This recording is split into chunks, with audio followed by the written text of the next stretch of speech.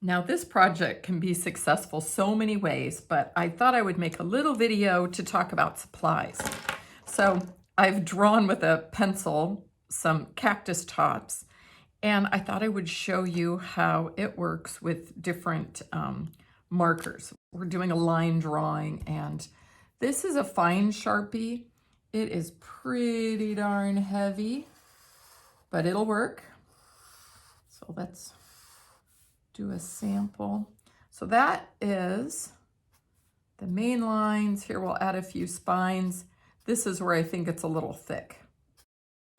Now we'll do an ultra fine on this one. It happens to be just the other side of the same pen.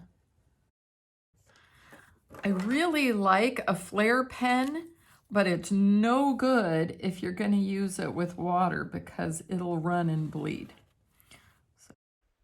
Okay, I admit I swapped my paper here, but you can see I've written what supply was used.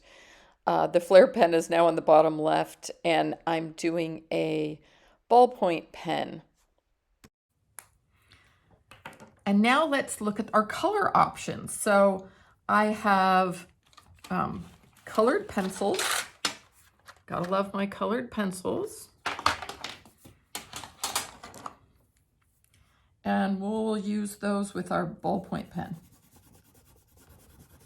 One thing that I don't like about colored pencils is I think it is hard on your hand if you do a lot of it. I think the kids' hands will get tired. And I like it because you can layer it. Like any of these methods, I recommend layering.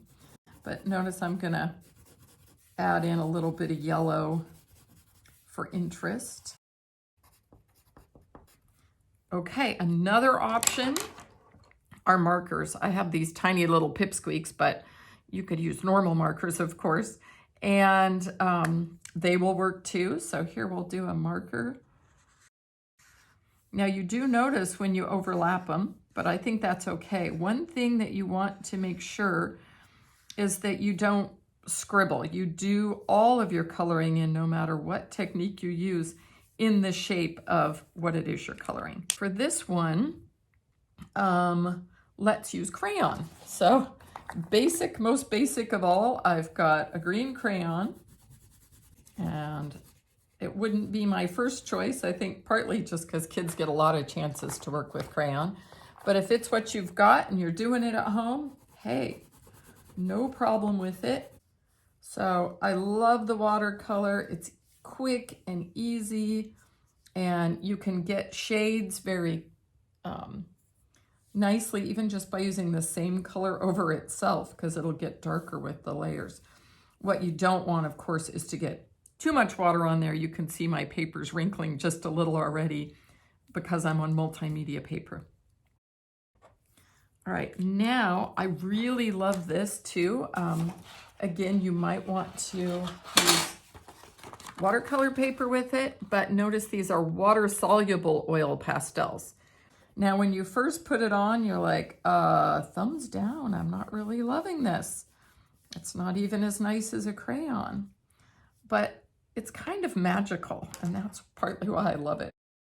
So that gives you a few ideas to look at. One thing I also learned is that when you try to do a background, it gets to be an awful lot, and a watercolor background might be the easiest. Well, here is something I'm learning as I go, and that is that using marker, they run out really easy, and my hand is getting very tired trying to do the entire sheet of paper. And it looks a little bare when I don't. So you may want to try hard to use watercolor because it'll just make this part easier. Or maybe you only do the table and not the entire like sky that I'm doing. Maybe I'll do the bottom in crayon just to see how that goes in terms of making my hand tired.